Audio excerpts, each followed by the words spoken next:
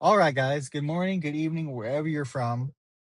Time for episode 2 of Studio Vlog. About to go in here and we need to grab some denatured alcohol because I plan on doing some casting this afternoon or investing before casting. But the denatured alcohol works as a much better substitute for the debubbler, and I'll explain what that is once I go and grab it. Then we gotta get lunch. So we gotta roll. All right, so we got the goods. So what this is going to do is before we actually invest our waxes for casting, we need to do a quick little rinse or wash with this denatured alcohol. What that's going to do is that's going to help with the surface tension of the investment when it's covering the waxes. And it's a little trick my mentor taught me. And what that'll do, that'll help create a much smoother surface finish on the cast because the more work you do on the front side, the less work you have to do once the wax is turned into a metal product. And so you don't have to file as much, you don't have to clean up as much. And I've used some other debubblers and similar products before. And honestly, this denatured alcohol works too well, or not too well, but it works very, very well. I've even one point I ran out and I had to use a small little bottle of vodka that I had at home, and it worked really well. But you don't usually want to use regular alcohol, grain alcohol, because of the sugars in it. So this denatured alcohol that you can get from any hardware store really works perfect. But it's time for lunch. I'm on my lunch break for my day job. Gonna go eat, get back, and then we're gonna get busy as soon as the work ends. It never stops. So, all right, see you in a bit. All right, so it's morning. I forgot to film last night because there was a lot going on in the studio. There was a class going on for a lapidary. Their machines running. It was a little bit too loud. Still trying to work around how to get all that done. But it's the morning. We got our wax invested. So this is what it's going to look like. You have a steel canister, and it's sort of like a plaster investment. And once you have the wax set, you'll see right through there. You see a little bit of the wax. It's hardened, it's dry overnight, and so now what we're gonna do, we're gonna put it in the kiln to melt out the wax. That's why this method is called lost wax casting, because once you cast, your wax model is gone. So it's perfect for one of one creations. There are ways you can make it more reproducible, like with injection or wax injecting molds that you make, so you can just reproduce the same thing over and over again, but I do usually one of ones. So we're going to take this, we're going to burn it out for a few hours. It'll go through a cycle.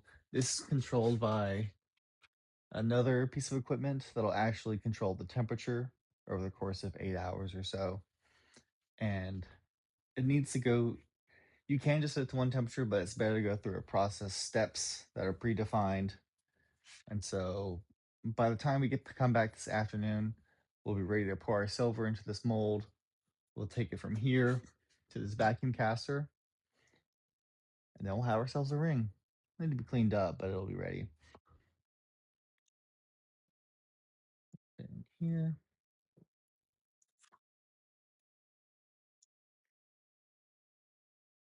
Also, I'm not as well dressed as I usually am, or as well put together. I haven't go through my beauty routine this morning yet, but we're getting there. We're here. It's early, so. Get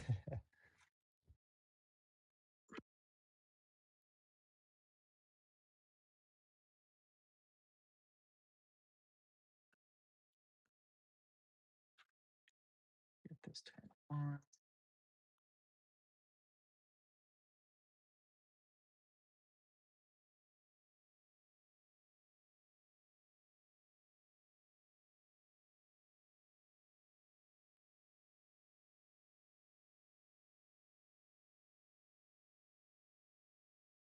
So now that this is on, we're gonna leave it alone. Come back this afternoon, and then we'll be ready to cast. He's here. How about this like pale color? So, like I said, this is gonna go quick. Awesome material. So I came in here this morning and put this in here. This is still really hot. So take that. Enough for one you had yesterday. Sir. This came out of here probably. Yep. Is this a Kingman? Smoky Kingman? Vacuum. So the vacuum sucks the metal into the. Really? There is a smoky Kingman. It looks similar to that, yeah. The dye or cast.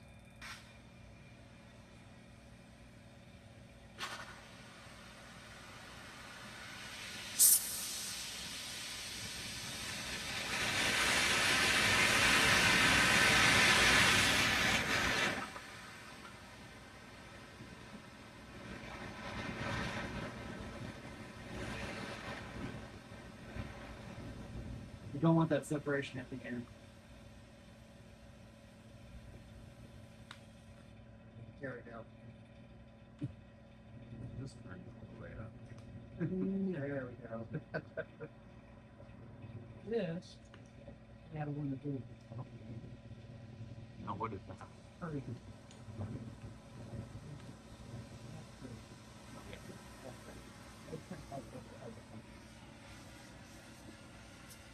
I like when there's still hope rock and stuff.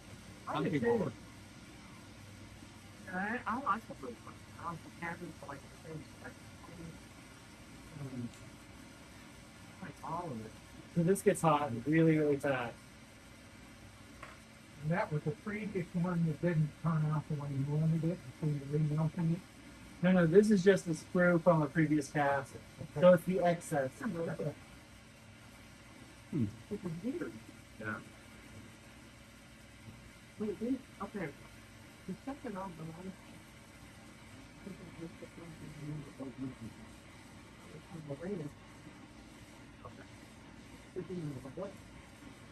What? But since it's within a certain proximity, it's all in the legs.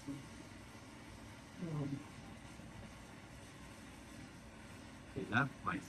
That's what I got. That'd be rock and that. Maybe.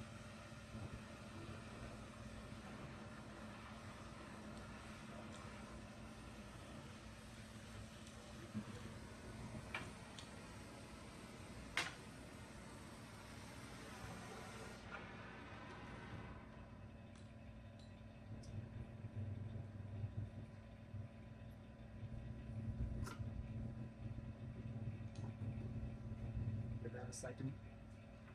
See? Quick. Relatively. It's even quick when you actually have someone that'll pull it out for you right when it's ready to melt, so it's really quick. Wait for that till the glow goes away and then we'll dump it in the water. So it's been a few days. It's actually been a whole week. I took most of the last week off because of Thanksgiving, but it's time to get back to work. I did work on one ring that is actually a commission from my dad, and it's time to sprue it up. And it's going to be cast in bronze, and I'll show you what that looked like. It has a cabochon over here. I have a few more things I need to do. I have one commission I need to make for one of my Brutalist rings. I do have an art commission I need to start on. And I do have some practice rings for stone setting I need to do. So there's a lot of work to be done. And well, first, let's start by showing you the ring that my dad commissioned, and we'll get that sprued up and then go from there. All right. So this is that ring I mentioned that was commissioned actually by my dad. And it's supposed to resemble a snake coming around. It's meant to be adjustable because this is for his kind of like medieval reenactment group. They wanted to make like a king's ring out of bronze that could fit several different people of varying sizes. And their symbol that they use for their enactment is a snake. And it's going to be set with this cabochon right here. Let's see if I can fit it in. Looking through the camera. It'll fit in place right there. And the greens and gold or copper colors are kind of their coat of arms color as well. So we're going to get this cast in bronze and set this. And I think, this is going to turn out to be a really cool ring once it's done. I've never done anything like this yet. So this would be really cool first time. But I'm excited to see how it goes. So we're going to get this sprued up and hopefully get it cast this week. I got that one commission invested, and it's going to dry overnight. And then we will put it in the kiln tomorrow morning. And I've already gotten ready for bed, gotten stuff prepped for tomorrow. And I realized that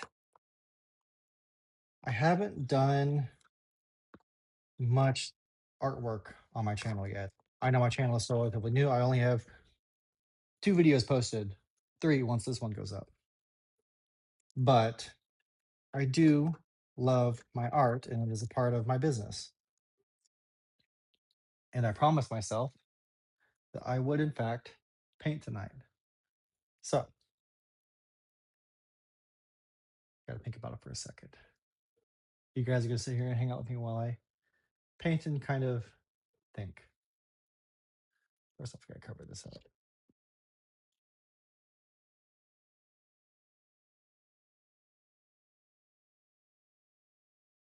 Do you like how that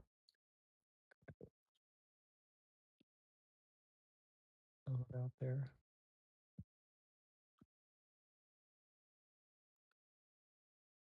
So I paint mostly abstract art, if that wasn't blatantly obvious.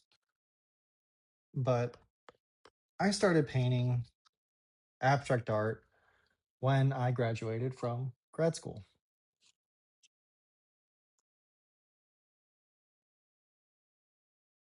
When I graduated from grad school with a master's in engineering, something didn't quite feel right.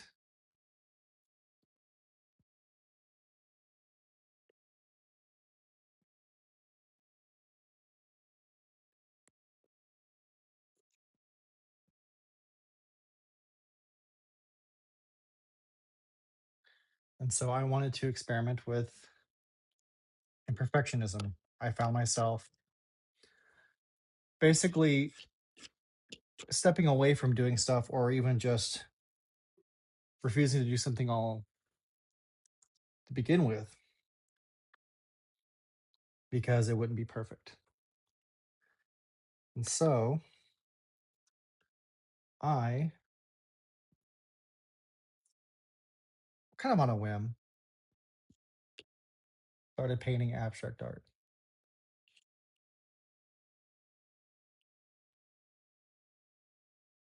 And I have been in love with it ever since. Now, this wasn't what I started out with.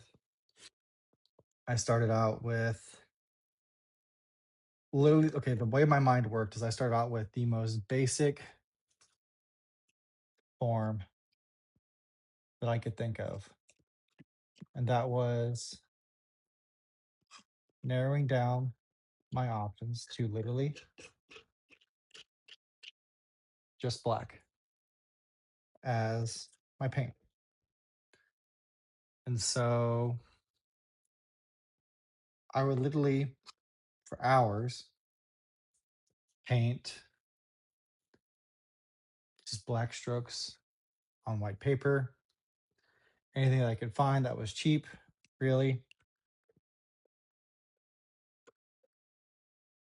And I would later learn that this is called expressionism, abstract expressionism, minimalist expressionism, however you want to define it. I'm not an art major. My sister's the art major. So that's how I got started with painting and jewelry. Jewelry is a little bit different, but I can get into that in another day. But uh,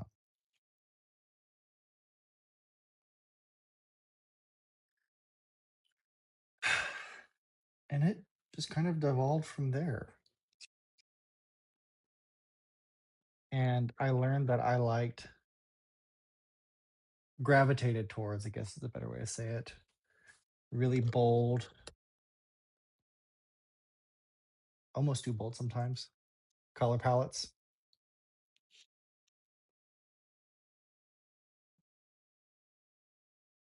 And broad, aggressive strokes.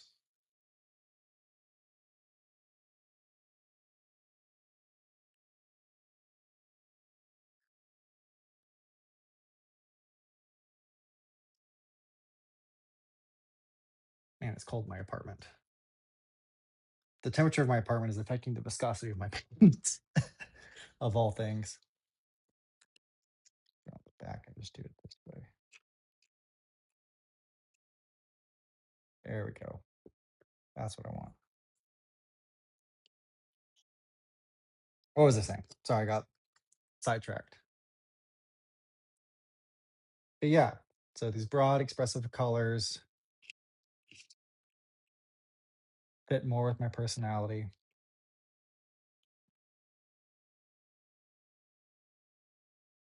And I know it's not everyone's cup of tea, but it's my cup of tea.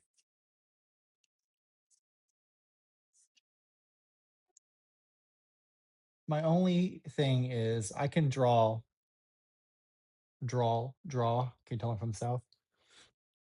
I can draw realistic relatively well.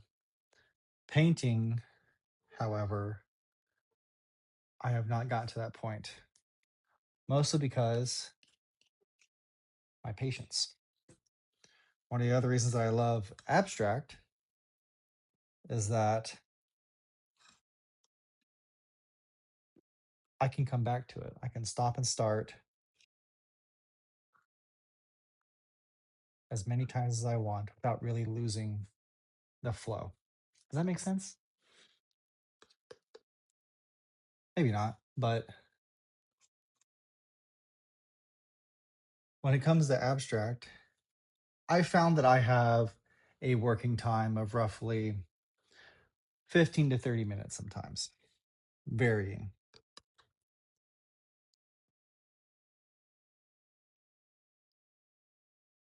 And through this, it's perfect for, especially when you go down to that black and white minimalism, it works really, really well.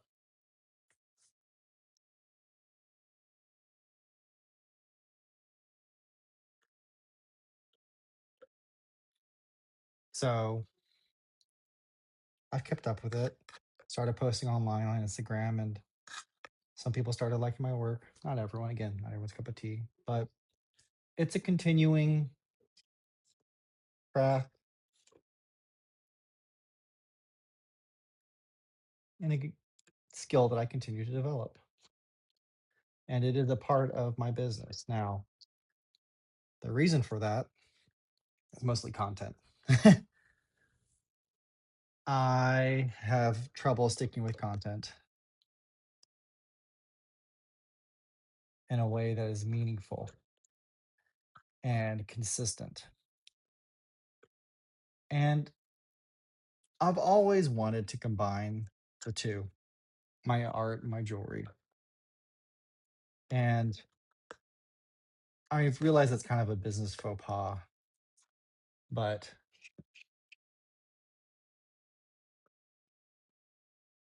it it makes sense to me. And I'm hoping that it'll make sense to the people who eventually want to buy my art. If you can hear my cat, I apologize. He's found a paper bag to hide in.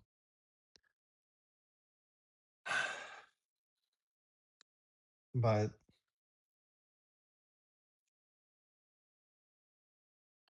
experimenting with textures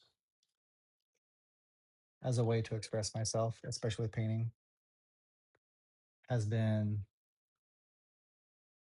probably one of the greatest joys that I've had in a long time.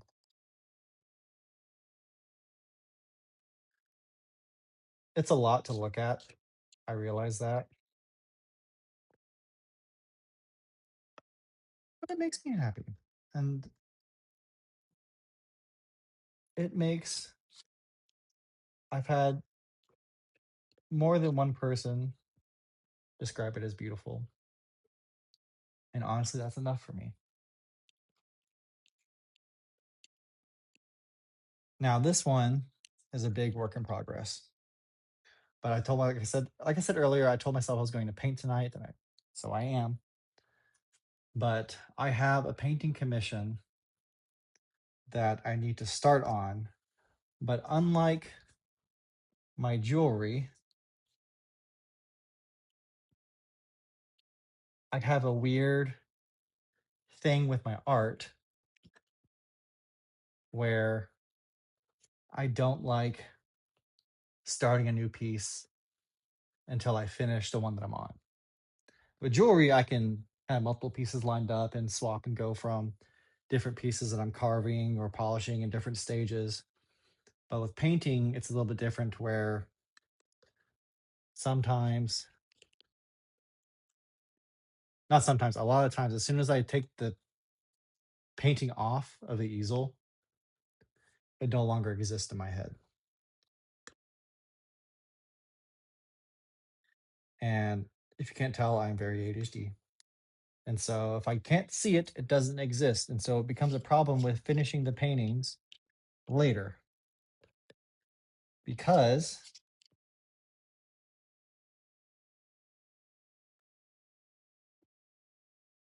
when it no longer exists, it doesn't get finished. And so it'll be months, sometimes over a year later, where I'll rediscover it or I'll finally get back to it and finally work on actually finishing it. Now, this one probably seems like a hot mess right now, but again, trust the process. But this specifically is a challenge for me to only use one palette knife. And I usually use a variety of different brushes, rubber brushes, palette knives to add different textures, looks. But I want to do something a little different. But I wanted to take inspiration from this painting here. And now this painting here is called Erin's Constellation. There's a really fun story behind that, where it's called Erin's Constellation because my girlfriend's name is Erin. And when I was working on it, I told her, do what you want to it. And I had some silver paint. And so what she did was she took some silver paint. I can't remember if it was a brush or a palette knife, scraped it, and just literally just put dots everywhere on it. And so I did a little bit more work on it after that, but I don't know, it just seemed like a fitting name. I loved it. But I wanted to take the inspiration from this one because I loved it so much and try and translate the color scheme onto this painting, which is going to be a little bit more challenging. And one of the other things that I'm working on is adding depth to my paintings. So that's what I'm attempting to do here. But trust the process. It took several ugly layers for this one to look this way before that one, or before this turned into what it is now. And like I said, I've been thinking about how to incorporate my art into this channel more.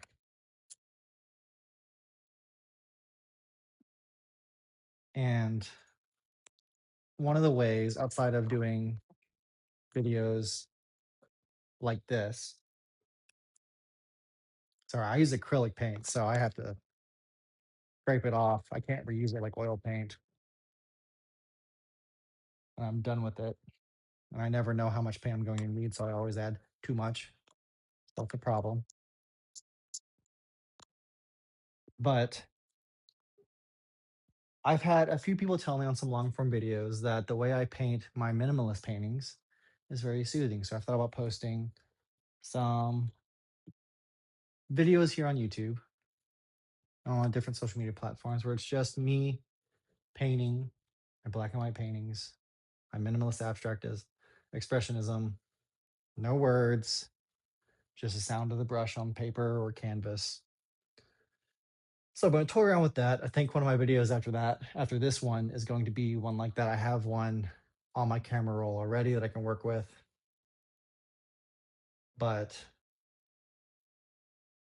it's interesting that I put off painting so much more often than not. And then whenever I do paint, I always feel so much better. It's a weird cathartic release for me. And it brings me so much joy that when it brings other people joy or makes them feel something, I don't know, it feels like such an honor to be able to share something that I made with someone else and it cause a reaction. Hopefully not disgust, but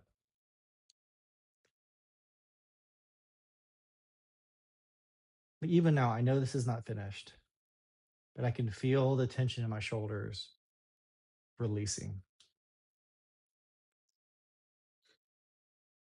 And something magical about that. But stick around. I'll probably do more videos like this because I enjoy this talking and painting at the same time. I think it'll be a good inclusion in my videos. But that's it for this for tonight. I was able to cast one of my commissions for a Brutalist ring. And so I have to clean that up next. We'll probably get a video of that soon and include it in this studio vlog. Sorry, I'm also multitask thinking while I'm looking at this. I'm trying to just get better content for you guys and put it out there more and bring you along with me. I'm definitely gonna do more painting videos like this. Kind of like my own therapy session. You guys get to watch my therapy sessions. But we'll finish this one up soon and get started. I'll try and make the commission painting that I have to do. I'll try to make its own video. I will try. I will do. No, I will not try. I will do. And we'll get working on that. And yeah,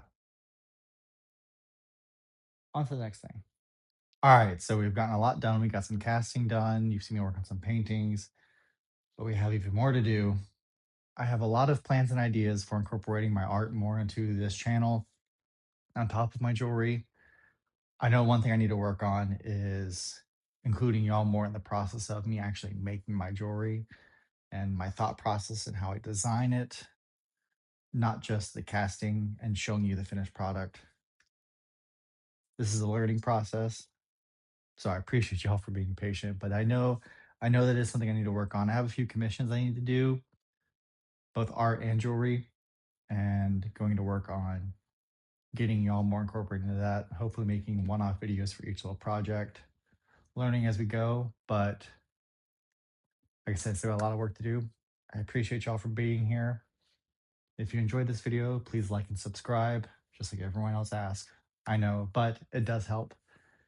And it really motivates me to keep going. And if you have any questions, please leave a comment below. And thank you, and see you next time.